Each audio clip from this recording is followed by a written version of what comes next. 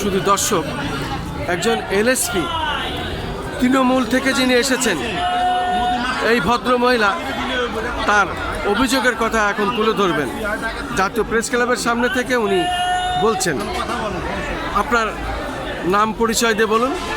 আপনার ছেলে একটা প্রতিবন্ধী, আপনি নাম পরিচয় দিয়ে বলুন। আপনি কি চাচ্ছেন, কি সমস্যায় আছেন?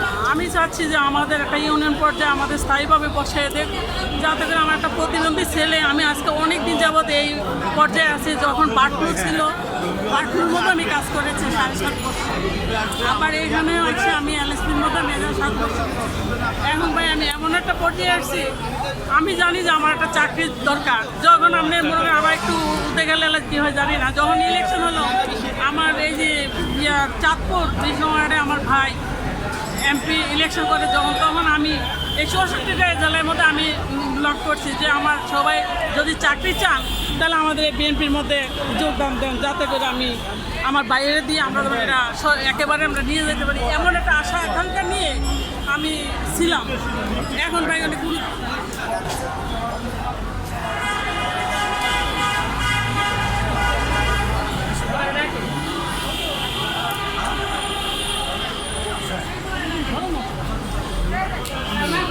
আপনি এখন কি চাচ্ছেন সংক্ষেপে এক কথায় বলেছেন? আমি এখন চাচ্ছি যে আমাদের ইউনিয়ন পর্যায়ে স্থায়ীভাবে একটু বসায় দেব, যাতে করে আমরা 2টা ডাইল বাপকে জীবনযাপন করতে পারি।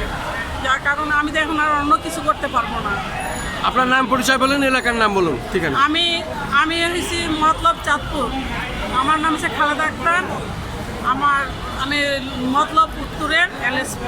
কি নাম আপনার? খালেদা আক্তার। কয় বছর চাকরি করতেছেন? আমি 7.5 বছর করছি আপনার বাটফ্লুর মধ্যে, এই প্রাণী সম্পদ। আর এখন আমি এই এলএসপির মধ্যে এই 7 বছর যাবত কাজ করছি। আপনার কয় সন্তান? ওই সময় 8 সাল ছিল। আমি কিন্তু প্রাইমারিতে ঢুকতে পারতাম, ঢুকিয়ে বলছে ওই সময় যে আপনাদের এখানে আমরা একেবারে স্থায়ী করে নিব। ওই আশা আকাঙ্ক্ষা নিয়ে আমি প্রাইমারিতেও ঢুকি নাই। এখন আমার জীবনটা কী হইতে পারে? আমার স্বামী নাই, আমি বিধবা। এখন একটা ছেলে তাও প্রতিবন্ধী, আমি ভাই কী করতে পারি?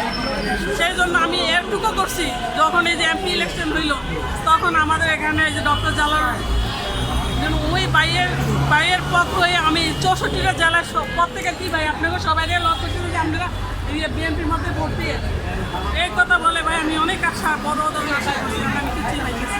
শুধু দর্শক, আমরা একজন এলএসপি, উনি তৃণমূলের, এবং ওনার অভিযোগ শুনলাম উনি মূলত একজন বিধবা, একটি সন্তান, তাও আবার প্রতিবন্ধী।